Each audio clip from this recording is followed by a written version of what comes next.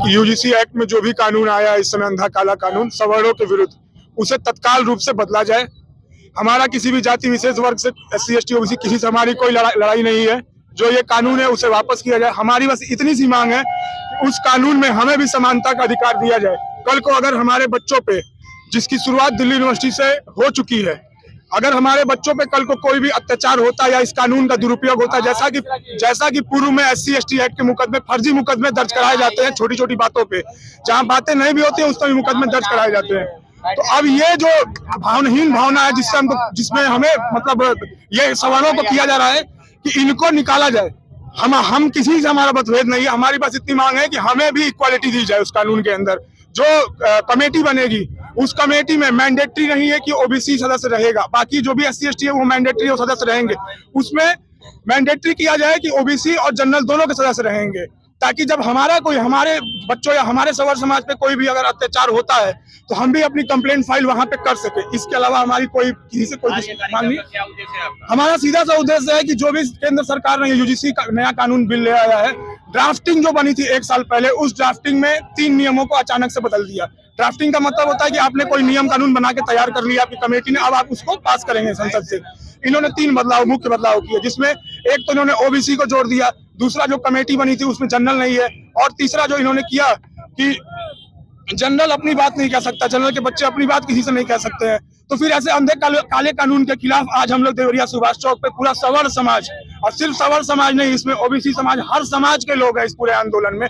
जो भी शिक्षित हैं, जो समझ रहे हैं इस कानून को, वो इस समय इस धरने में हमारे साथ हैं। हमारा सबसे एक ही अपील है हमारे पूरे देशवासियों से भी, जो हमारी बिरादरी, हमारी जाति की नहीं, लग रहा है कि हम लोग जातिगत बात कर रहे हैं, कृपया करके आप उस पूरे एक्ट को एक बार पढ़िए। सिर्फ सोशल मीडिया और व्हाट्सएप यूनिवर्सिटी से हमारे विरोध को आप ये मत समझिए कि हम कोई गलत विरोध कर रहे हैं। आप जब एक्ट पढ़ेंगे आपको खुद समझ में आ जाएगा कि वो पूरा एक्ट एक तरीके से जनरल के लिए पूरा एकदम गला काट के रख दिया गया है। तो भैया, अगर जनरल कास्ट को साथ ऐसे ही अन्याय करना है वोट बैंक की सिर्फ राजनीति में, और कुछ नहीं है, केवल वोट बैंक की राजनीति में, तो भैया बता दो, हम ही देश छोड़ के चले जा रहे हैं। क्या किया जा सकता है इससे? सरकार बात अगर नहीं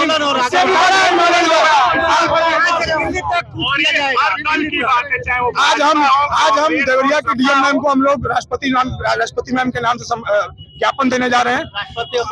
राष्ट्रपति और प्रधानमंत्री जी के नाम से हम लोग ज्ञापन देने जा रहे हैं। और अगर हमारी मांगे नहीं पूरी हुई, हम लोग इसको एक उग्र आंदोलन के रूप में करेंगे, क्योंकि अब स्थिति ये है कि भैया, अब अगर हम रुक गए तो आने वाली आज के 20 साल 25 साल 30 साल बाद की पीढ़ी हमसे पूछेंगी, हर एक व्यक्ति, हर एक लड़के से पूछेंगी, दादाजी जब ये UGC कानून आया, जो मेरे ऊपर मुकदमा लगा, तब आप क्यों चुप थे? आप क्यों नहीं बोल रहे थे? हम अगर 47 की लड़ाई नहीं देख पाए आजादी की ना, हमें आज ये मौका मिला है कि हम अपने हक अधिकार के लिए इस लड़ाई में लड़े, अपनी आजादी की लड़ाई लड़ेंगे, अपने बच्चों का भविष्य हम सुरक्षित करेंगे। मरना होगा मरेंगे, आत्मदाह करना होगा करेंगे, मगर इस काले कानून को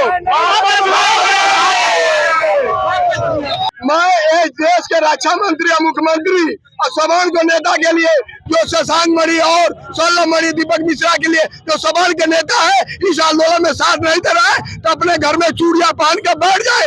मैं SUG की लड़ाई लड़ेंगे, यूनिवर्सिटी ग्रांट कमीशन की लड़ाई हम बैक कराएंगे, और भारत सदन से लेके रोड से लेके सदन तक लड़ाई लड़ेंगे, करोड़ की नारा लगा के पड़ेगा। हम लोग को बलिदानी भी, कुर्बानी भी देना पड़े तो पीछे नहीं हटेंगे, अपने भविष्यों के लिए, अपने बच्चों के भविष्यों के लिए और सवालों के लिए। भारत माता की